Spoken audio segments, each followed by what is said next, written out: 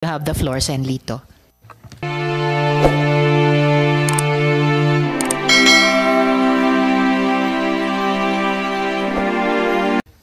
Maraming salamat po, Madam Chair. Pasensya na po kanina, medyo na-excite lang ako at medyo nadala ako ng emosyon ko na gusto ko na kagad magtanong. Pasensya na po. Walang problema po, Sen. Hindi Lito. po pala na-acknowledge yung mga resource person natin. Pasensya na po. Gusto ko lang pong tanong kasi itong vlogger na tumitira sa akin, sa ating mga senador, ako pa lang po tinitira nito eh. Pinepersonal ako na pilit niyang sinasabi na involved po ako dito sa Pogo, sa Porac, na ako raw ang may-ari ng lupa dito sa 10 hectares na na tinatayuan ng Pogo sa Porac, at protector daw ako ng Pogo doon sa Porac.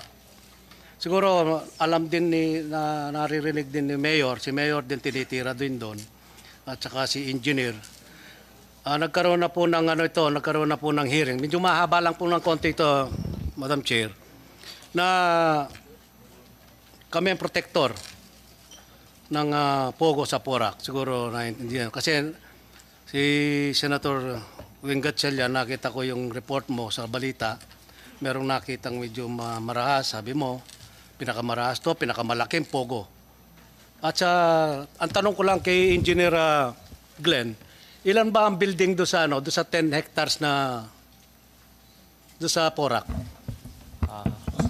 Good morning po, Your Honor. Good morning, Good Engineer afternoon po. Lansangan. Please proceed.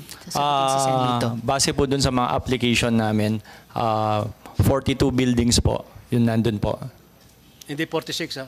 Hindi po, kasi yung unang application nila po, baka na-appreciate po nila na separate yung mga buildings. Pero dun sa application po sa amin, isang building lang po yun. Isang application lang, isang building lang. Isang application lang po, isang building, yung unang phase ng application po nila. Hindi nyo na-monitor kung ilan hanggang 46 daw eh. Daw ha? Yung po kasing application po nila, Your Honor, bali tatlong phase po yan. So yung una po, yung sinasabi kong Thai Court Complex, yung pangalawa pong application nila is yung 28 buildings, at saka yung huli po, yung 13 buildings po. Sinong original na may-ari ng lupa? Base po dun sa mga Pinatayuan ng Pogo ngayon. base po dun sa mga application sa amin po, yung mga Cruz siblings po. Bakit sabi niya yung South 99 yata kasosyo? Wala siyang kasosyo doon? Hindi ko po alam, Your Honor. Basta yung basis ko lang po yung mga application nila na submit sa office namin. Okay. Mayor, Mayor Jing, may mga kasama ka rito. Sino mga kasama mong nasa munisipyo ngayon? Assessor nandyan? Mayor Capil. And alam po ng Chair, Mayor, na gusto nyo rin sa hearing na ito makapagbigay ng presentation. Pagkatapos nyo po masagot yung mga tanong ni Sen. Lito, bibigyan daan po ng Chair. So please proceed po. Okay. Salamat po, Madam Chair. Mayor, tanong Opo. ko lang. Alam mo ba kung sino yung may-ari ng lupa na 10 hektarya? Opo, thank you po, Senator Lito Lapid. Ang may-ari po ng lupa sa Lagi South ay ang mga Cruz siblings po. They can check on the LRA, on the title of the lot there. Kaya po tinatanong ito, dahil itong isang vlogger dito, laging inuugnay po yung pangalan ko dito sa 10 hektaryang kinatatayuan ng Pogo na 46 na building. Ngayon, ang tanong ko, masasabi mo ba sa kapuluan nito, sa hearing na ito, ako ba ang may-ari ng lupang yan na dinidiin nila? Actually, it's very unfair to both of us, Senator. Pati po ako sinasabi niya na ako ang may-ari at may 50 million na bahay po ako doon. I categorically deny that. Hindi po tayo ang may-ari ng lupa o doon po sa kinatatayuan ng Lucky South ng Pogo po. Hindi po kayo ang may-ari, Senador. Yun ang gusto kong malinawan po dito na ako, wala akong kinalaman dyan. Alam mo, Mayor, tuwing magkikita tayo, paminsan-minsan siguro, minsan isang taon, di tayo nagkikita. Bilang nung naupo ka ng Mayor, minsan nagkikita tayo, ang mga intention mo sa Porac ay napakaganda. Thank you po. Nangangarap ka na maging city ang Porac after 5 years. Kaya nga sabi ni Presidente, ang pangarap mo ay pangarap ko rin dahil tiga Porac din ako. Ngayon, kasi po gusto kong patunayan dito sa hearing na ito, na wala po akong kinalaman dito sa operasyon ng Pogo at hindi po nakapangalan ang lupang 10 hektarya dyan sa Pogong yan. Kaya po ako naghahamon dito. Kung ako napatunayan nilang kasali ako dyan, pwede akong mag-resign bilang senador. Dahil hindi ko po papayagan na masisira ang pangalan ko rito. 3 taon ako naging Vice Governor ng Pampanga, 3 terms akong Governor ng Pampanga, paging 3 terms na rin po ako bilang senador dito sa pangkasalukuyan. Siguro kung mapapala rin din ako sa 2025, Madam Chair, magiging port na ako dito pero hindi ko sisirain ang pangalan ko rito. Tinataya ko po ang pangalan ko rito kasi masyado na akong na-involve. Kasi lahat po ng nakakasalubong ko, mga kumpare, kaibigan, kapitbahay, mga kamag-anak, mga kapatid ko, nahihiya po ako, lagi akong tinatanong, nai-involve ka ba sa Pogo, sa Porac?